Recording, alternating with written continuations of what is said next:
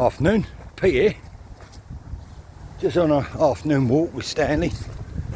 Just out on a local footpath. It's a public footpath all the way through here. And I was out walking really and just having a think about footpaths in general. And you get a lot of pressure on footpaths. They've been doing a lot of work along here, cutting trees down, mostly ash dieback trees and stuff like that, and also a lot of pressure on people trying to block footpaths and make it difficult for footpaths, and also a lot of our ancient paths and trails, and there's quite a lot around here that are on old maps and have been lost. And these paths, you know, from what I read, going back hundreds of years, were connectivity for all the little villages and hamlets and for people to get to work. Now just on my right there is one of the biggest mines in this area of St Austell, and I think I'm correct. And there was something like over 200 people worked above ground, like children, women. And it's not, I'm not advocating children should work down mines, but and also I think there's, you know, probably over 100 or so, probably more than that, working underground. All these people had to get to work, and they never had cars, motorbikes back in the day. They probably never even had horses, a lot of them, so they were quite poor. And they'd have to walk to work. So where would they walk to work? They'd use footpaths and paths. So the footpath goes down that road there, down that way, down into sort of Homebush way, and that way goes up to back into the main part of St Austell that way. And this way sort of takes you back down to where I live, down in Tregrain.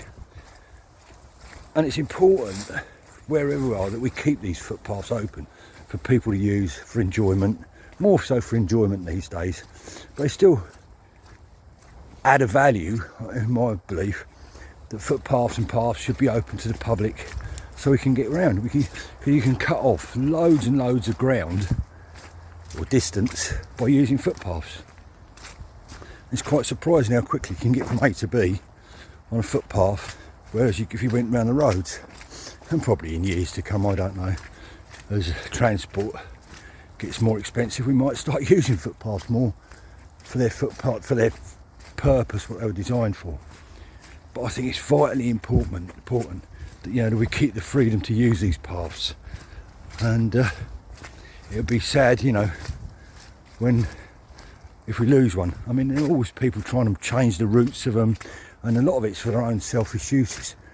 Now, I don't know if Stanley saw that. I don't know if you caught that on video, but I'm just walking along here with Stanley off the lead. He's smelt it now, and there was a roe deer went straight across the path in front of me. So I don't know if I got it on video or not, but he's obviously can smell it and hear it. It's come from the football goal that side and gone across here, and he's all excited now, and you can see. Anyway, all this timber, and I can't get it home. It's just too far for me to get it. I can carry like one piece at a time. I could probably come with a wheelbarrow, but it's probably a quarter of a mile, perhaps a bit longer, down that way to get him on to get to the road.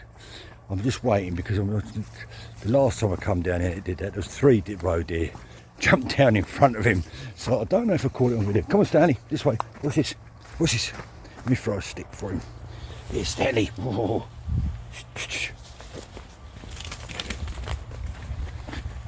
You might get a smell of the he can smell it now. Look, he can smell where the deer went. He's got a good nose, and he's going to go across the field. Come on, Stanley. So going back to the footpaths, it's vitally important we all get out, we use these footpaths, and we keep them open. And if we see someone trying to change the routes of them, or alter them, or do something to sort of inhibit access for us, general public, then stand up for it. Get right and send an email to the council. Get on the case, because I won't shout, but down on my left there's a hotel, and on the right there's a house at the bottom of this lane, and they own a little bit of this woodland. The hotel sold them the bit of woodland, and they want to put holiday cabins in there, which they've been refused 2 or 3 times, but it's still trying to get planning permission in there. And they've also started to put private signs up everywhere, and there's one on the tree there, there's over there, danger. And at the bottom of this footpath they put a private sign, and it was sort of as if this lane was private. And also which was really strange, the footpath sign disappeared. So, you know, a few of us wrote into the council, and I know it's a bit, being a goody two shoes and all that, but you know, if they block this off and no one used it, this would be another footpath that could be lost. So it's important, I think, that we have access, because people will, and you can see they're doing stuff in there now. That property there want to build in here. There's a lovely woodland. I don't think they will, because there's all old mine workings in there, but you never know. And they use all different sort of guises to get planning permissions these days. And up here, down here, I'll show you.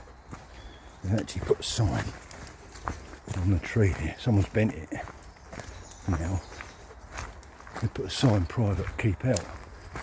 As you can see there, but it was near enough pointing that way, as if to say the footpath's private. And down here there was a public footpath sign that went missing as well, which is a bit bad. Anyway, just a little chat about footpaths. It's vitally important that we do keep them open and use them. Anyway, have a good afternoon. Pete out.